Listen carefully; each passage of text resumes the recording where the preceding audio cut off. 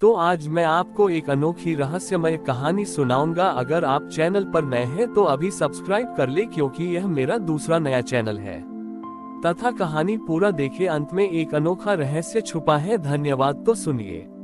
एक बार की बात है, एक नदी के दो किनारों पर दो अलग अलग गांव बसे हुए थे। एक गांव का नाम था शिवपुर, जो अपन बड़ी ही कला और कारीगरी के लिए प्रसिद्ध था।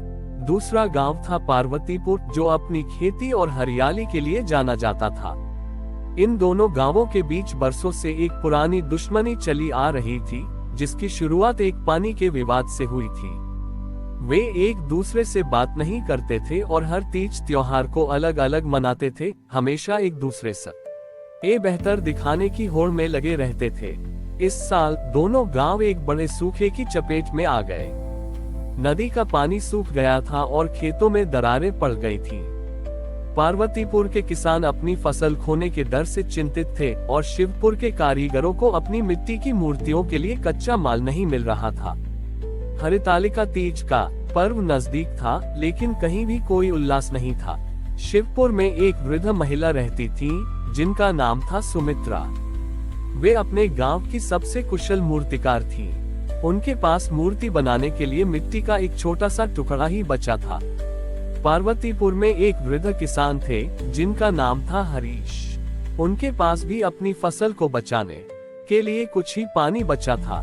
हरितालिका तीज के दिन सुमित्रा को लगा कि इस बार का व्रत केवल दिखावा होगा। वह दुखी मन से अपनी झोपड़ी से बाहर निकली और उन्होंने देखा कि हरीश नदी के सूखे किनारे पर उदास बैठे हैं। उन्हें हरीश की निराशा देखकर बहुत दुख हुआ।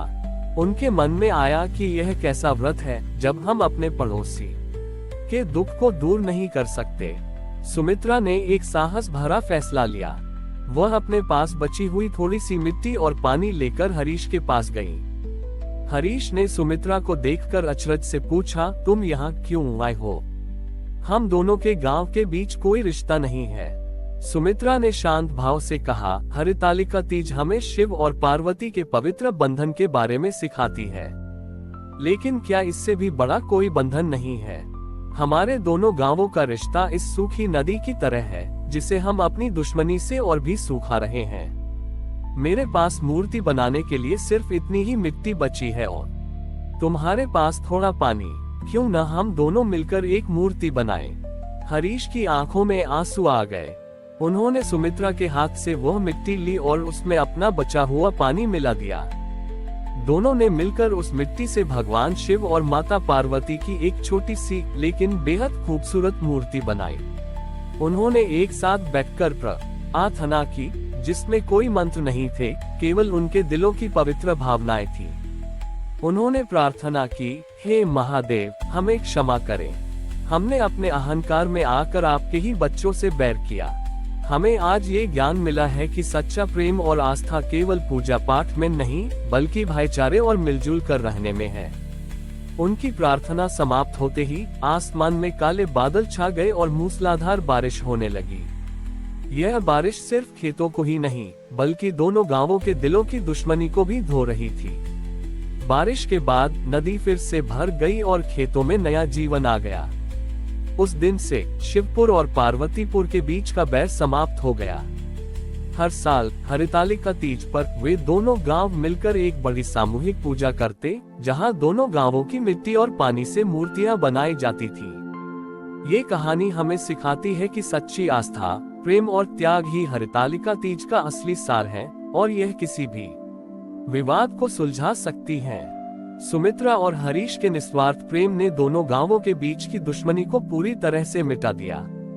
जिस नदी के लिए वे आपस में लड़ते थे, वह अब उनके अटूट रिश्ते का प्रतीक बन गई थी। गांव वालों ने महसूस किया कि उनके बीच का बैर कितना निरर्थक था।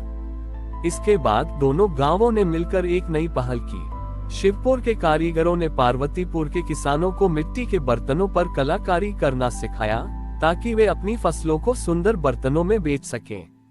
वहीं पार्वतीपुर के किसानों ने शिवपुर के कारीगरों को मिट्टी के गुणों और पौधों को उगाने का तरीका सिखाया, ताकि वे अपन बड़ी ही कलाकृतियों के लिए सही मिट्टी का चुनाव कर सकें। हर साल हरितालिका तीज का पर्व एक भव्य महोत्सव के रूप में मनाया जाने लगा।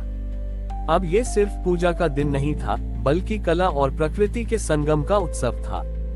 पार्वतीपुर के किसान अपनी सबसे अच्छी फसल को सजाकर लाते थे और शिवपुर के कारीगर उन फसलों और फूलों से ऐसी अद्भुत कलाकृतियां बनाते थे कि देखने वाले हैरान रह जाते थे।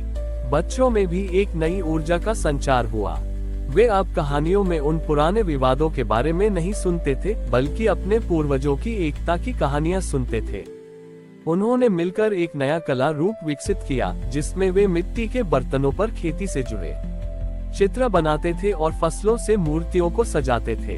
यह एकता सिर्फ इन दो गांवों तक ही सीमित नहीं रही। आसपास के गांवों ने भी शिवपुर और पार्वतीपुर की कहानी से प्रेरणा ली और अपने बीच के आपसी मतभेदों को सुलझाया। धीरे धीरे पूरा क्षेत्र भाईचारे और सद्भाव का एक केंद्र बन गया। सुमित्रा और हरीश, जो कभी दो प्रतिद्वंद्वी गांवों के मुखिया थे, अब पूरे क्षेत्र के लिए एकता और सद्भाव के प्रतीक बन गए थे। हरितालिका तीज का पर्व अब केवल शिव पार्वती के मिलन का ही नहीं, बल्कि मानवीय हृदय की उदारता, कला की शक्ति और प्रकृति के सम्मान का भी उत्सव बन गया था।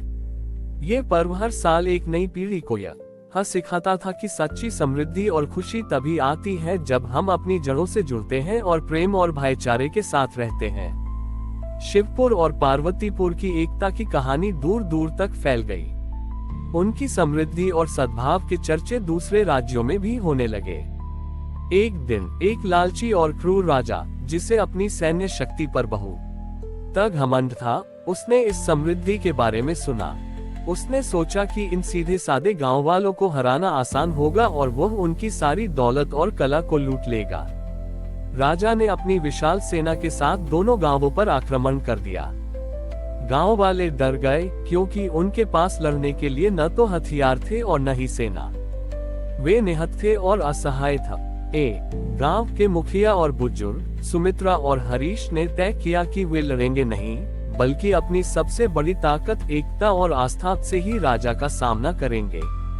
आक्रमण के ठीक एक दिन पहले हरितालिका तीज का पर्व था। जब राजा की सेना गांव में पहुंची, तो उन्होंने देखा कि गांव वाले डरे हुए नहीं हैं, बल्कि नदी के किनारे एक साथ बैठे हैं और पूजा की तैयारी कर रहे हैं। राजा ने क्रोधित होकर कहा, तुम लोग मरने के कगार पर हो और पूजा कर रहे हो। मूर्ख, तुम्हारी ये मिट्टी की मूर्तियां तुम्हें मेरी सेना से नहीं बचा सकती। सुमित्रा और हरीश आगे आए। उन्होंने राजा के सामने हाथ जोड़कर कहा, हे राजन, आप सही कहते हैं। हमारी ये मूर्तियां हमें बचा नहीं सकती, लेकिन हमारी आस्था बचा सकती है। उन्होंने राजा को अपनी पूरी कहानी सुनाई कि कैसे दो दुश्मन गांव एक सूखी नदी और एक मिट्टी की मूर्ति के कारण एक हो गए। उन्होंने राजा को अपने हाथ से बनाई हुई संयुक्त मूर्ति दिखाए और गांव वालों द्वारा बनाई गई कलाकृतियां और फसल के नमूने दिखाए। उन्होंने कहा, हमारी असली दौलत यह मिट्टी और यह फसल नहीं, बल्कि हमारी एकता और हमारा प्रेम है। हम इसे आपको भेंट करते हैं। राजा ने ये सब देखा तो वह हक्का बक्का रह गया। उसने अपनी पूरी जिंदगी में केवल युद्ध और जीत देखी थी। यहाँ उसने एक ऐसी शक्ति देखी जो उसके हथियारों से कहीं ज्यादा बड़ी थी। उसने महज बड़े उसा किया कि इस गांव को जीतकर भी वह कभी इस तरह की शांति और समृद्धि नहीं पा सकता। उसका अहंकार पिघल गया। राजा ने अपनी तलवार नीचे रख दी और घोषणा की, आज मैं तुम पर विजय पाने नहीं, बल्कि हारने आया हूँ। तुमने मुझे सिखाया है कि सच्ची शक्ति प्रेम और एकता में है। राजा ने उस गांव को जीतने के बजाय उसे शांति का साम्राज्य घोषित कर दिया।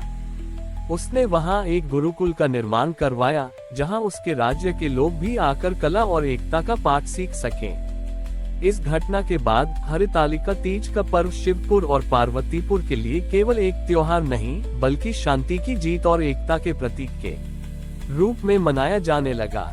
हर साल दोनों गांव मिलकर भगवान शिव और माता पार्वती की एक भव्य मूर्ति बनाते और पूरी दुनिया को ये संदेश देते कि प्रेम और विश्वास की शक्ति किसी भी तलवार से ज्यादा शक्तिशाली होती है।